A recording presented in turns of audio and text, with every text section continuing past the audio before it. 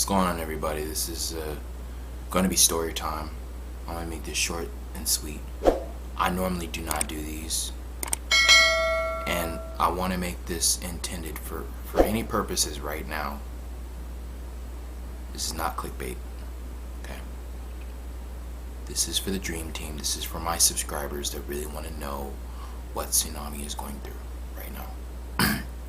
I like to keep things personal.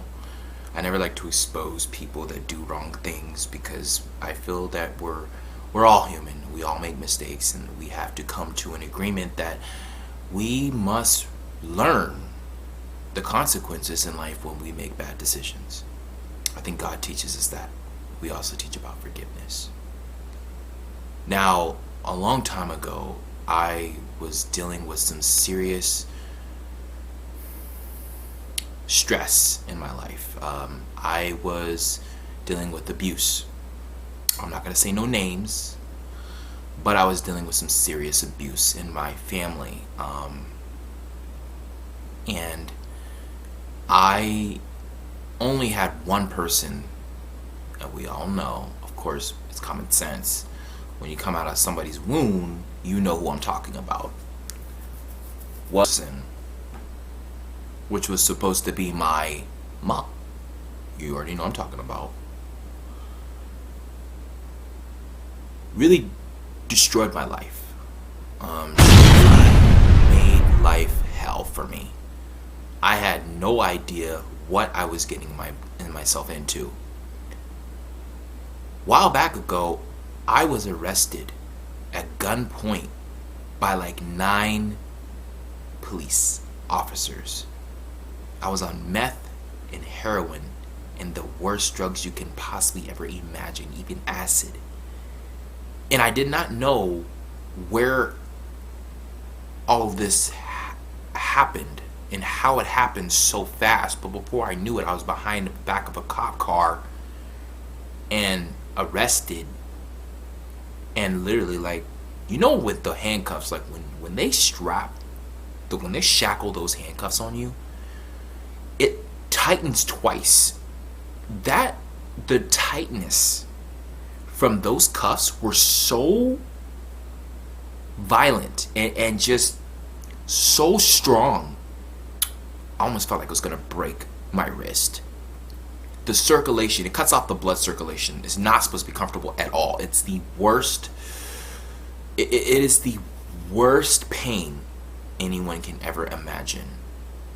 When you're done with those handcuffs, your arm, your wrist is bloody. My wrist was bloody like no other.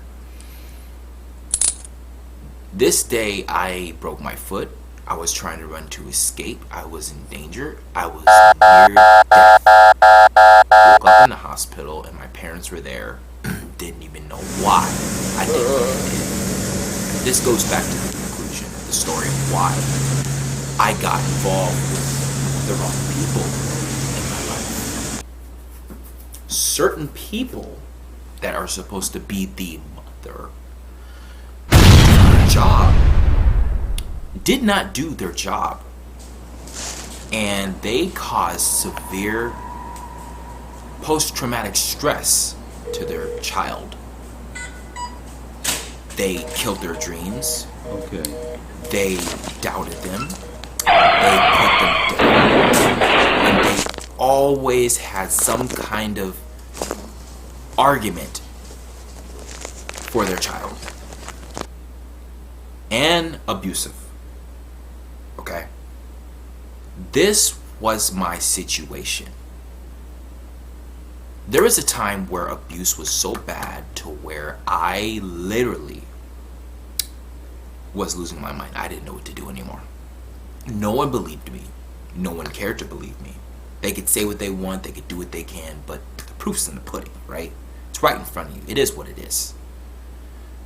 I did not grow up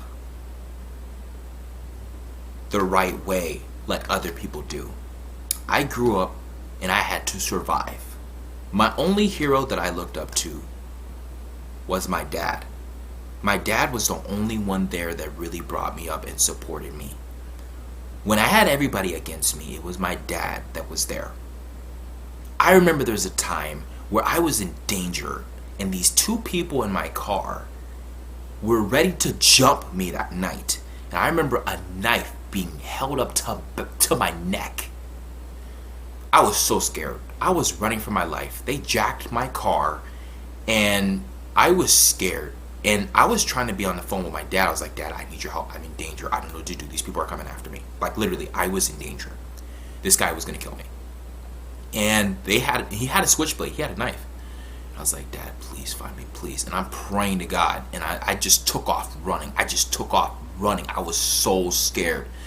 The adrenaline that was pumping in my heart, if you know what that feels like, that is the worst feeling, to know you are so terrified of something that you don't know what's going to happen, right? You could get stabbed, you could get shot, you could get killed. It doesn't matter, right? Like, that was the situation I was in. And I just remember my dad being a hero there, and picking me up and getting me out of that situation. And man, I'm just so glad for my father. My dad was a very good example of what a father should do when it comes to their child. And this is just an example for other parents out there that are not doing their job. This is what you can do to start securing your kids and start really training your kids the right way, and actually putting out good examples and real good role models for people that need it the most. Now, due to this situation, I knew that my dad was always there. I was always running away from home, away from my mom, okay? My mom was just a person. She was loving, she was caring, but there's just one thing about my mom that I just did not seem to like, and that's the negativity. It was very, very, very negative.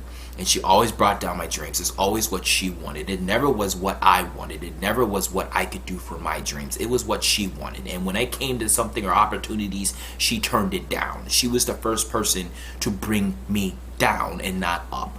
When I had my friends over, I was grounded for a year. She put me on grounding for a year. She took my Xbox out. She took my TV out. She took everything that I had possession of. She took it away completely. And I didn't have it for a year. I was supposed to pass the exit exam, get good grades, do this, do that. And when she said I could watch TV, it was what she wanted to watch. It wasn't positive. It was negative. It was like True Blood or something. Things that's not going to help you. Things that are negative. So this is what I was dealing with. I'm being honest with you guys. It was not an easy life for me. So going on further down the rabbit hole, I've started to lead myself down to being satanic. I started getting evil. I started being cold. I started being dark. I started just feeling this energy, this feeling. It just felt so good. It was so much power. Like I felt like I was above everybody. I didn't give a fuck about anybody. I just had this feeling, just this feeling of just power, right? And I got to a point where I didn't anymore. I didn't care anymore because of my mom and all the abuse that I was dealing with. I just couldn't deal with it emotionally, mentally, physically. I couldn't deal with it. And as I said before, this is what I was dealing with. I've been hiding this for a very long time, and I had some friends that told me, look, you need to come out of the closet and just be honest and tell your fans what's going on. Tell the people what they really need to hear. Let them know the truth, what Tsunami's really going through. And this is the truth. That's what the story time is about. How I got locked up. So going on and so forth. So from there, what happened was I found myself being really scared. I was afraid for my life. I was in survival mode. I was trying to survive. I was trying to get away from my mom. I was trying to get away from the negativity. I was trying to get away from the abuse because my mom she just needs help. She needs help. And I don't know how to get this through to her, but this is just the best way I can. So if you're watching this, you should listen to this, because this is how things can possibly be worked out. Anyway, this is for the fans. I've been requested about this so much, and that's why I'm doing this, because I love you guys. I love you, Dream Team. I love you, Tsunami Team, and all my subscribers, and all your love and all your support. So after that night, I remember something happened that was very tragic to me. Jonathan Brandis, who was one of my favorite actors, he played on Ladybugs, he played on Sidekicks, he played on The Sequest, he played on a lot of different movies and stuff, and I pretty much was watching almost all the movies and stuff that he played, and I remember he was supposed to get a big role, and this was supposed to be his big shot, his big time, his opportunity, and what happened was the producers and the choreographers and the executives they took out his whole scene out of a movie that he was supposed to be in, and that crushed his heart. Next thing I know, he hung himself and he was dead. After that, I kind of lost myself. I lost my mind there. I was trying to drown myself in the tub. I was trying to hang myself on the door, trying to get away from my mom, trying to get away from danger. I wanted to get away from danger. I was not safe in any kind of way or shape or form. I wanted to be safe, and this is what I was dealing with. And you got to understand, when you're growing up in a household where you're not safe like that, it's really hard to become a good person when you get older, because it's the post-traumatic stress that you're dealing with. And again, I would not be doing this and exposing my mom. I'm not saying no names or nothing, but I'm just being honest here. We got to be truthful with ourselves. We can't keep lying, because that's not going to do anything, okay? Karma is and we all know this, right? And this is just me speaking out because I have that right, and I want my fans to know what's going on and how I got locked up and what happened. And so so on and so forth. After that, I tried drowning myself. I remember my brother knocked down the door. I was almost successful, and my brother knocked down the door and saved me. Next thing I know, I'm going to go see a psychiatrist, and she's like, you need help, and this and that. And then my mom and my family, they sent me away. They abandoned me. Unfortunately, they abandoned me. They promised me that I was going to be at this place for a few days. I was going to come back. Lies. That's a lie from the pit of hell. Lie from the pit of hell. Not at all. No, that was not my circumstance. I ended up being at this place where I could have been there permanently.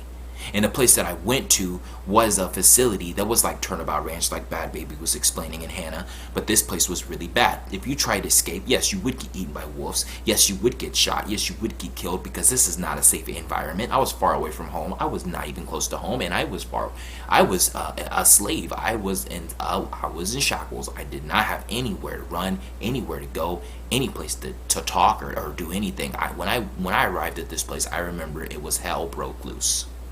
So day one, when I arrived there, I remember I was coming out of the ambulance, and they had me all, chapped up. I was chained up like this, and I'm just walking like this. Right? And I'm just walking like that, right? Next thing I know, I'm walking like that, and I come in and I start seeing the most disgusting people I've ever seen in my life. There's people that's just bringing out their bringing out their rubber toy, and they're spraying the place down like a freaking hose, like water.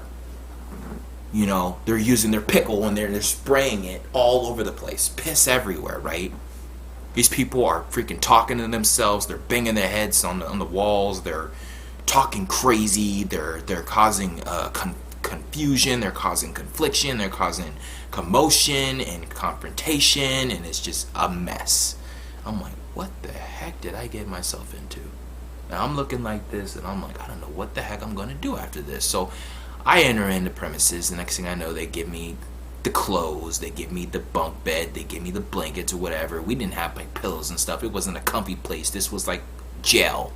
It was freaking ice cold, and it was no other way to point out how uncomfortable this place was.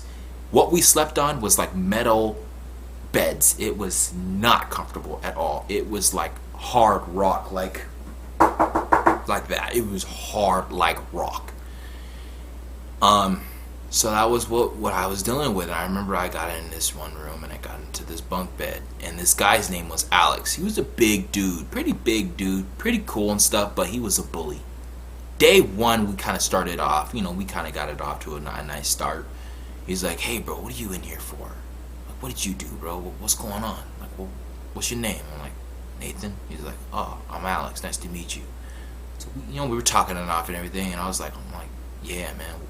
He's like, what you in there for? I'm like, suicide? He's like, what you doing that for, bro? Like, what happened? Tell me, what happened? Be honest. I'm like, my mom's, man, just dealing with abuse right now, man. I just couldn't handle it, man. I tried to take my own life. He's like, oh, man, I'm right there with you, brother. Same thing with me, man. My mom, she did the same thing, dude. I wish you would understand right from wrong. Sometimes it just, people don't want to get, they don't want to recognize what they do sometimes. He's like, but yeah, man. He's like, dang, bro, I'm sorry, man. You're dealing with that, man. Like, we both in here for the same thing. I'm like, dang, man. I tried cutting my throat. He was like, yeah, the ambulance came. They got me quickly. I was bleeding, man. I punctured my lungs and stuff, and they had to help me, and they brought out the pipes and everything else, man. It was hell broke loose, man. Like Chainsaw Massacre came up there and had the place a nightmare. I'm like, oh gosh, man. It's like a roller coaster ride, man. It doesn't end. You know what I'm saying? I'm like, yeah, bro. And it was like, dang, bro. I'm sorry, man. Like, I'm sorry you're dealing with this, man. Like, well, have you tried talking to her? I'm like, nah, man, I'm not talking to her right now, man. She put me through hell, man. I can't relate. I can't deal with this no more, man. I'm tired of being abused. I was abused my whole life, man. This is what I've been dealing with. He's like, yeah, bro, I feel you, man. So after we were talking and stuff, he's like, well, yeah, bro. Like, well, welcome, man. Like, look, bro, I'm telling you, man. You ain't gonna get out of here, bro. It's really hard to get out of here, man. And then next thing I know, I'm in the room and they get out this long, thick needle. This long, thick needle. And they take this needle, right, and every single night they inject this needle right in your arm. And it drugs the heck out of you. It makes you feel like a walking zombie, like your head's just going like this. And you're dazed out, you're seeing white lights, you can't see properly, your head starts like having racing thoughts, you start losing your mind. Like, this stuff makes you go crazy. And I remember in this facility, in this premises where I was, it was a bad situation for me and all of us.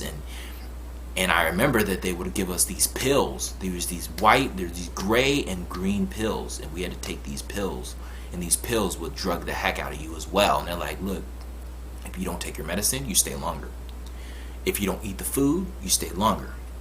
If you act up, you stay longer. If you do anything to disrupt our classes, you stay longer.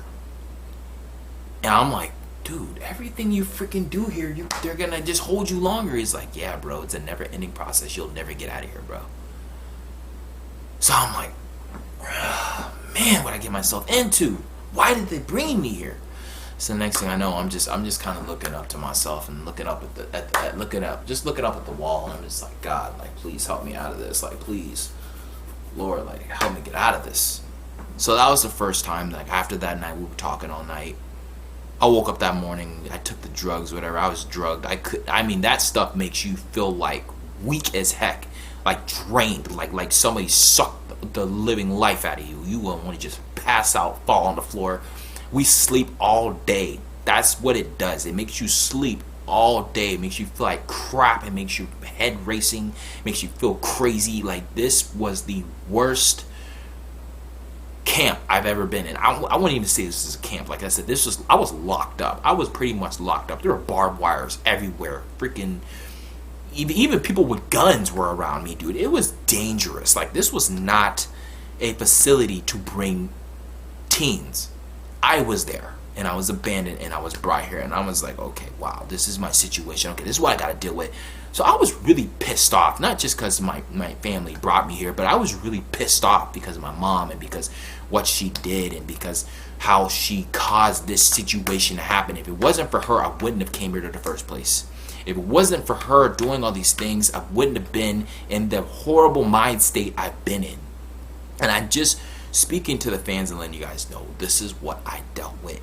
So ever since then, as we were talking the next day, we got, the food was good. The food was great. Don't get me wrong. I think we had it was like gel food. I mean, we had beans. We had sometimes mashed potatoes with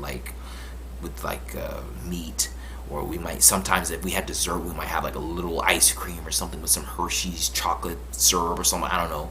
Every now and then it was just something. It would change up, some grits with some eggs and maybe the little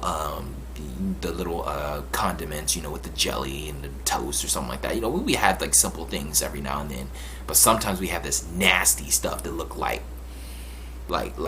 dude, this looked like some washed up soup that's been moldy and sitting out for 2 months. Like, when you look at the substance, or if you look at the juice or whatever it was, the liquid, you could see it was just nasty and soggy and smelly. The odor was putrid. It was just awful. And this is what I was dealing with. So After that, you know, we were going through all these different programs and stuff. I remember I called my parents on the phone. I'm like, I want out. I want to get out of here. I want to come home. I want to come home. Like, we can't get you home, son. I'm sorry. Like, we can't get you out. There's nothing we can do to get you out, and we regret bringing you here. And I'm like, you guys caused me. You guys brought me here. Mom, you brought me here. You abandoned me. You brought me here. Now I'm stuck in this place because of you.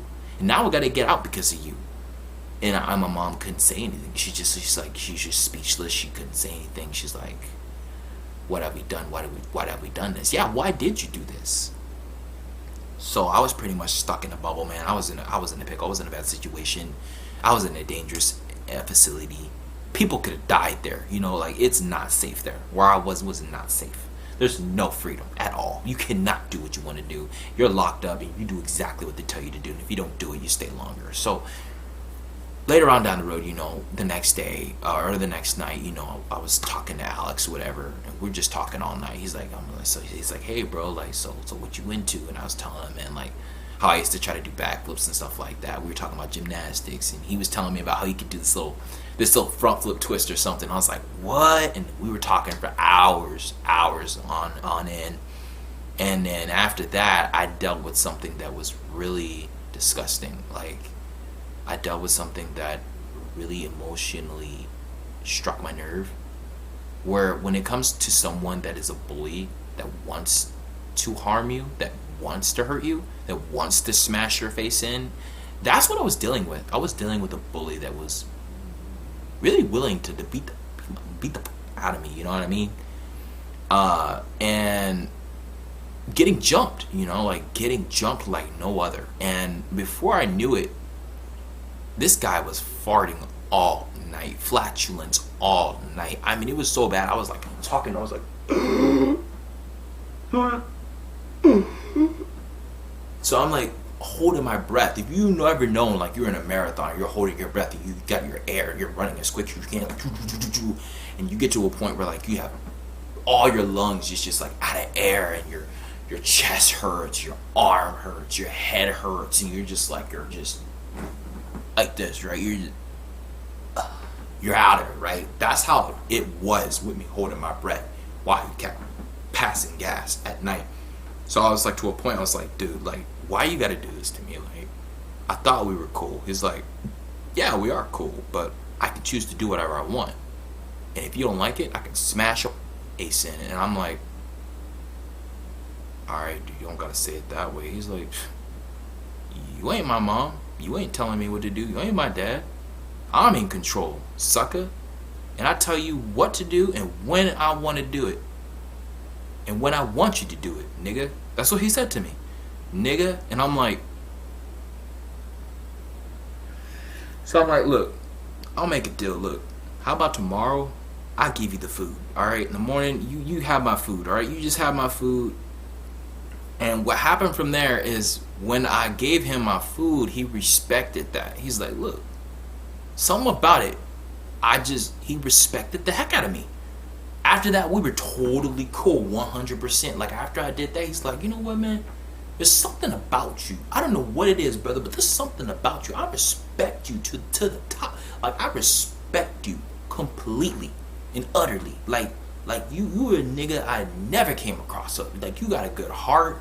You confident, bro. Like, you got this arrogance, like, part that just make, man, you probably got women crawling all over you, don't you? I'm like, here we go.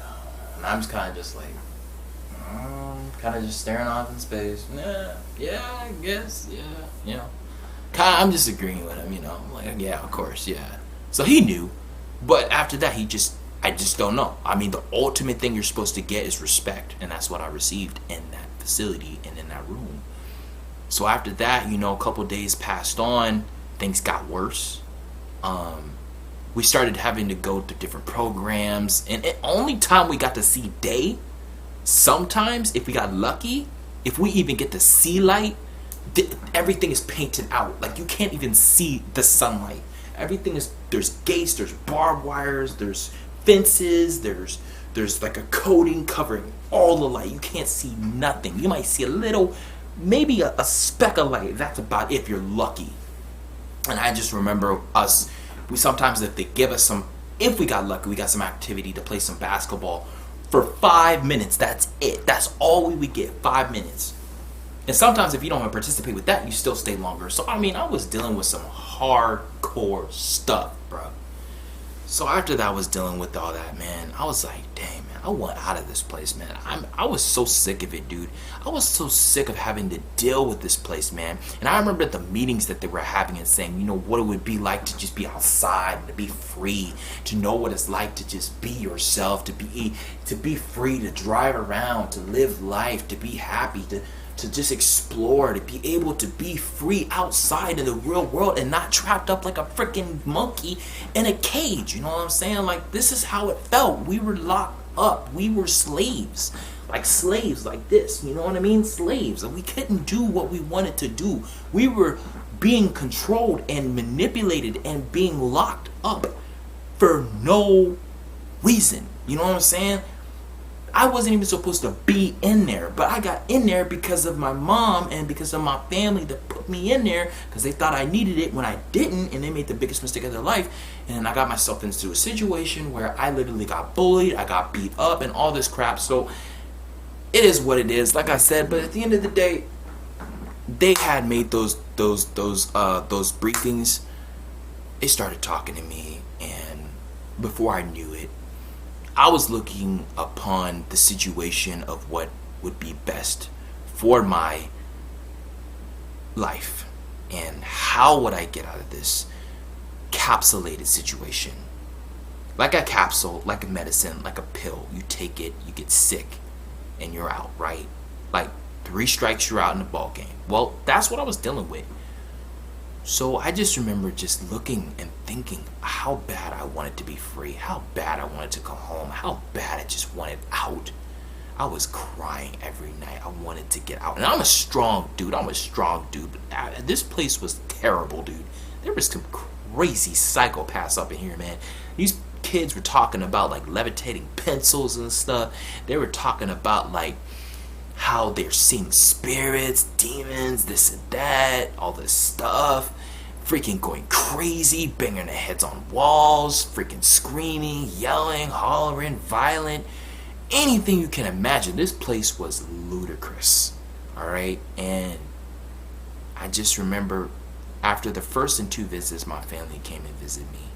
And I remember my sister was there, and I was looking at my sister, and I was just crying. She was massaging me and stuff, and we were talking. My mom is there, my dad is there, and they were crying. They could not stand seeing me in this place because they could not get me out. They put me in a place that they could not get me out. I could only get myself out. And after that visit, I was disgusted. I was so angry at my mom. I was so pissed at my mom and why she did this to me. Why would you put your own son in a place like this? Why was it a good idea when you knew it was a bad idea to begin with? Why put me through torture? Why put me through pain? This is something that parents tend to do, and they don't recognize their actions. They don't recognize the consequences later on and why their son doesn't want to talk to them. All right? This is like the full-on truth. It's what I'm dealing with. Okay, the longest time I had fans who were just telling me what's going on. They wanted to know the truth, and I'm letting you know, Dream Team. I'm letting you know, subscribers. This is what I'm dealing with. It's not easy, and I keep this stuff personal. I keep this stuff private, but this had to be said because it got too much. I was about to explode. So anyway, going back to the story, after that had happened, they left, and I remember I met 2 friends, Manuel and I think it was Trent. Really cool kids, down to earth. And then at the same time I met them, there was this beautiful looking, wonderful woman named Michelle. I'll never forget her. I'll never forget her eyes. I'll never forget how beautiful she was, her blonde hair. I remember the first time I laid eyes on her, we had a connection and we started talking. I remember I was talking to her. We were talking all day. And it got to the point where we just got so connected, we were talking for straight up non-stop. And then the boys are like, hey, man, yo, go check that up. Go hit that up over there, man. Yo, hey, yo, go hit her up, man. Go, yo, dude, check that out, man. Go tap that, bro. Go out. We got you covered, man. Go. And I remember they're just like, just playing around, fooling me, go jokes, whatever. And I'm like, oh man, like, you gonna go talk to her? You gonna so that's when I started talking to her and stuff. And honestly, like, we had a connection. Like, I was a connection like I've never had before. Not like now, but I mean, it was a connection like I've never had before. I've never had a woman that I really loved that much. And we were talking like nonstop, like 7 hours all day. And I remember she was telling me about how why she was in there was because she had an alcohol problem. She was drinking a lot. She didn't know what to do. It was a really hard situation for her. And her mom just says, you drink too much. So she was in there for a reason, because she drunk too much. But for me, I shouldn't have been in there, but I was in there because you already know why. I explained the story to you. But from there on out, we were talking about like how we just wanted out. I was like, I want to get out of here. I was like, man, I gotta get out of here, man. I just found this fine looking, gorgeous looking woman, man. Gonna bang and everything, right? Just, oh my gosh, man. I'm just saying this to myself. Oh my gosh, dude. The Lord just came down with an angel, man. Here comes the angels, man. Here comes the light, man. Just right there, right? And I'm just thinking to myself, I'm like, okay, I gotta get out of here. So the next thing I know, me and the boys are talking, man. Will and Trent are like, look, bro. Look, if there's anybody that can get out of here, bro, it's you. They're like, I'm like, what do you mean? It's like, look, bro, we're never gonna get out, but you can get out, bro. We believe in you, man. You got the strength, man. There ain't nothing wrong with you, bro. You can prove these people wrong, man. You prove that doctor wrong, man. And that's the only way you can get out is the doctor, man. You get 2 visits. You get a visit every month. And I remember after I talked to them and we were playing cards and stuff like that, and we were just talking all night, man. I remember just looking at the ceiling and I was just crying out to God. I was like, God, please let me get out of here. And I remember I was seeing hearts and everything on the ceiling and stuff like that. Remembering and just thinking about this girl just nonstop. She's just on my mind, and I was on her mind, and then it got to a point where we were holding hands. We even kissed, and oh man, it was like crazy, just an experience like never before, man. But it was true love. It really was, man, at the time.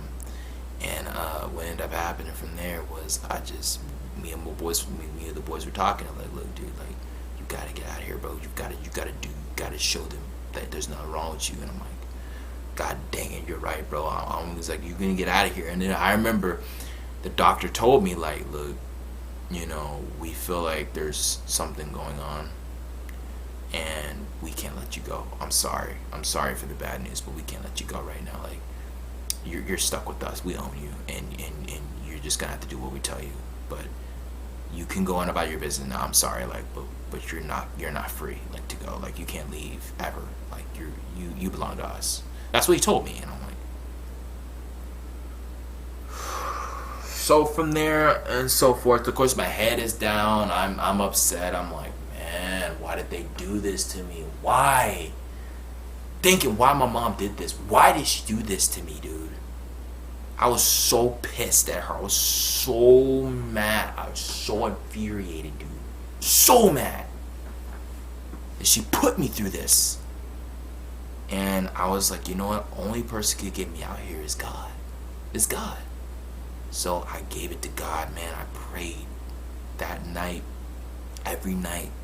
And I started saying my scriptures, and I started getting the word in me. And I just like, God, please get me out of here. I know there's anyone who can get you out. It's you. Please get me out. And I just prayed, and I just started thanking him. And he told me he was going to get me out. And a miracle happened. Next thing I know, the next following day, there was another dude I met. Pretty cool dude. I was talking to him, not too long, but his name was Michael, and he had a situation with his parents and stuff, but he got sent there for some stupid reason. I don't know if it was just him running away or whatever. I guess he ran away a couple times, but they put him there, and he couldn't get out. But they said he could get out once he gets out, he's going straight to the army. So you gotta imagine, you're stuck in this place for God knows how long, right? How many months you're stuck in here, and you can't escape. But yet, and still, the moment you could finally get out, you have to go straight to the army. That's pretty messed up, man. And plus, there was a draft too, so he went straight to war. So you get out of a place like that, you got to go straight to war. Like, oh, that's just the greatest feeling, right? Like, I'm being sarcastic. No, not at all. That's a horrible feeling and situation to have for anybody. Just emotionally, that just destroys somebody's self-esteem and the hygiene and who they are. So of course I was really sad for the dude, but he told me, he's like, look, bro, like, you gotta get out of here, bro. Like, I got out of here. Even though I'm going to the army, he's like, bro, you gotta get out of here, bro. If anybody can get out, it's you. And after that, that just stuck with me. And I remember me and that girl, Michelle, we went back and talking. And we just were talking all day and stuff, holding hands. And we started talking to each other like, we both got to get out of here. If we want to be with each other, we want to date each other, we want to be in this relationship, like, we both got to get out of here. So then after that, she went about our business. I went about my business. I went off. I just did this.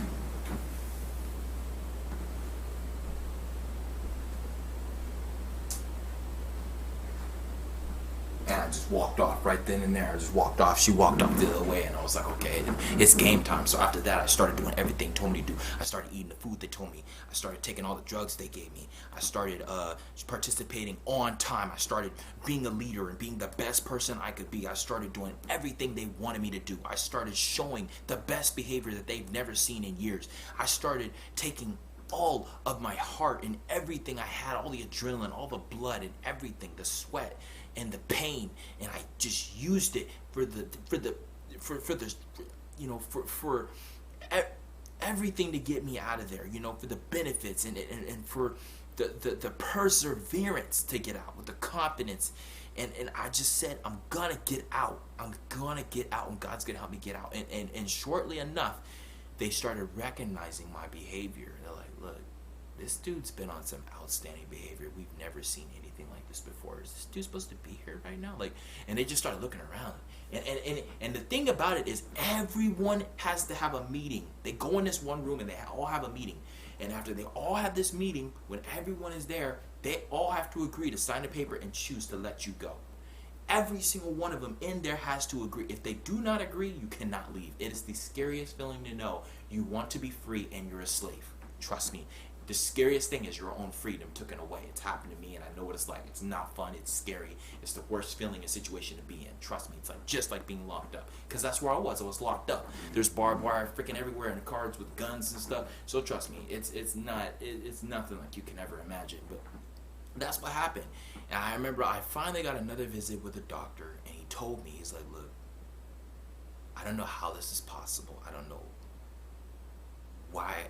I don't know if there's a God or not, but if we say there is a God, he definitely answered your prayer, because you're leaving tomorrow. We've seen the most outstanding behavior from you in ways that we've never seen from any of the patients here, and we have to congratulate you to getting out of here in this program. We just cannot believe you did this, but congratulations. And I remember I was just sobbing out with tears. I was crying.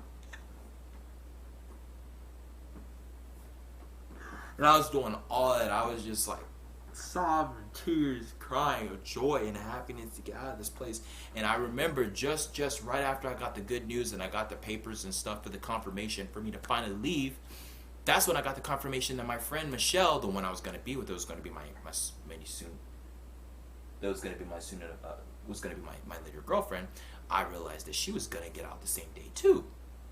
And then right after that, I remember just before the other day, there was a situation. I had a bully, and he was playing Kanye West's music, and they were going off or whatever, and it was that song, Stronger, Faster, that, you already know that song by Kanye West, and he was playing that song, and I remember he brought me, he's like, what you looking at, little nigga? Like, what you looking at, little nigga? I don't like your color. I don't like your smile.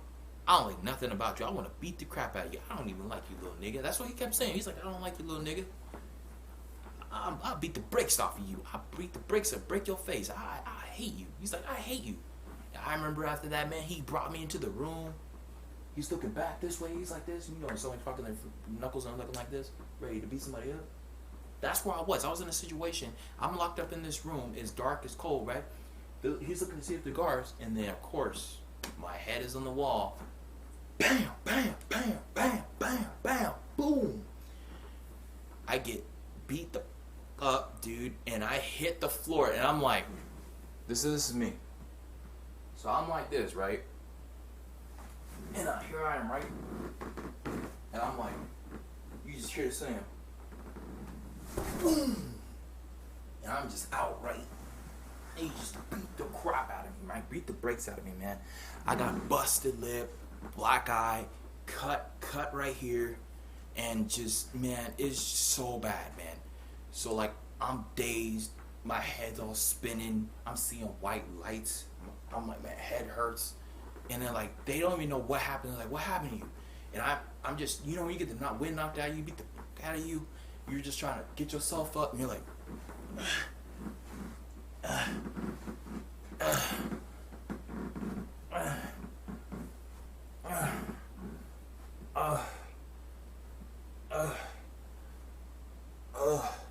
and you're like this, you're just, you turn around and you're like, you beat up, you're like,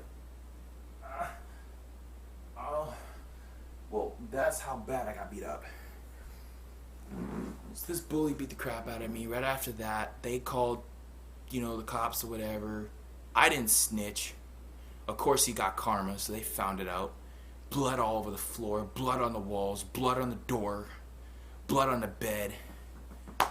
So after that, they got me to the, I had an emergency room, whatever. I got some treatment. They brought me back to the facility. Next thing I know, that was the day.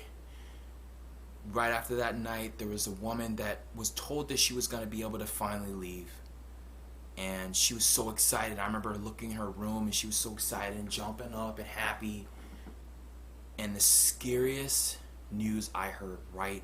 I could just hear this conversation between her and the assistant, and she was saying, yeah, we're sorry. We said that you were going to leave, but now I guess I'm so sorry to tell you this, but there's no way that's possible now. You're going to be staying with us. And I scared the daylights out of me. I was like, oh my gosh. I was so scared because I was like, dude, this could happen to me. I was like, oh my freaking gosh. I was so scared. So after that, like, I crossed my fingers. I did everything I could. I had my head in the Bible. I was just rocking back and forth. Like, I was just like this. Oh my freaking gosh, dude. I was so scared. I just hung on all night, talking to my friends Manuel, talking to my friend Trevor, and we were just having a blast, talking over. Of course, my mouth hurt and stuff because I got beat the hell up. But that happened to me. I woke up, and then next thing I know, they had the big meeting. I was in there. I signed the papers. I was free to go. Me and Michelle were heading out. My parents showed up. My mom, my sister, my dad. Everyone was congratulating me. They're like, yeah, bro, he did it. He did it. Yeah, go, go, go. And they started shouting my name, Nathan, Nathan, Nathan. So everyone was just like, oh my gosh, you're gonna get out of here. I remember this one dude that was coming in just before I left, and he was getting the bed that I had got, and I was like, dude, you're in for a surprise, man. You're in for a rude awakening, man. It's really hard to get out of here. He's like, hey, bro, I'm just moving in, man. I'm sorry, dude. I'm like, yo, bro, my best advice to you, be you, man. Be strong and just do what they tell you, but just show there's nothing wrong with you, man. Get out of here, man, like I did, man. And he's like, big up. He's like, oh, word. I'm like, word, man. And we shook hands, and that was it. We were gone, man. And I left. I remember I gave that girl a kiss like never before, Michelle, and we were talking, and then I got her number and everything, and my mom was like, is that your girlfriend? I'm like, and then right after that's when I found out I passed the exit exam and got high score. It was like 400 or something, and then I got like a 360 or something like that, and I passed. And then that was it. That's the story of what happened and how I got locked up. So you guys really be careful, man. Really, and parents out there, look, this goes out to you, look. You need to understand that your child needs you. Your child needs you. And you can't neglect them and you can't abuse them. You need to learn to accept that your child needs you. Be the example of your child. And put out the right message. Raise them like no other. Raise them to be good kids. Raise them to be smart. Raise them to make the right decisions, and they will end up successful in going in the right path. But abuse or anything like that is not going to help your child. You need to be correct. You need to really look at the situation and analyze it and say, what can I do to really be there for my child? So I hope this really helps. I hope this helps with the parents out there that's really struggling with their kids, because this is why they're out of control. Because when you have a bad parenting or you have abuse when you grow older, that's how the kid ends up being out of control when he gets older. So it happened to me, and that's the truth, and that's why I got arrested. Like this, handcuffs behind my back, cops bring out the guns, and my head's on the floor. Canines everywhere. Hell, I'm about to be a celebrity on the news. Suspect, villain, whatever. 7 charges on me. It was the scariest moment. I had to go to court, man. I had a formal probation for 4 years. It was the scariest moment. I was fighting for survival. How does Tsunami make it out of all this? Him. So that's my story for today. I hope you guys enjoyed this. This is a very true story. Please show some love. Click the thumbs up. Click those thumbs up, man. If I get 50 likes, I'll do another story time. I got a whole bunch of more stories, not just my rapture dreams. I got a better quality camera. You guys can see me very clearly, and that's what's all that matters. So be sure to check out my merch. I'm rocking my merch and everything that I do. I love you guys. And remember, you're doing no damage. You're going to take it seriously. Don't mess around. Enough time, patience, and focus. You will succeed. I'm the Possibility Pro 235, as known as the P2 Pro, and the Gospel Rapper, Tsunami 244 with 2 eyes. You take care. God bless and peace. Be safe.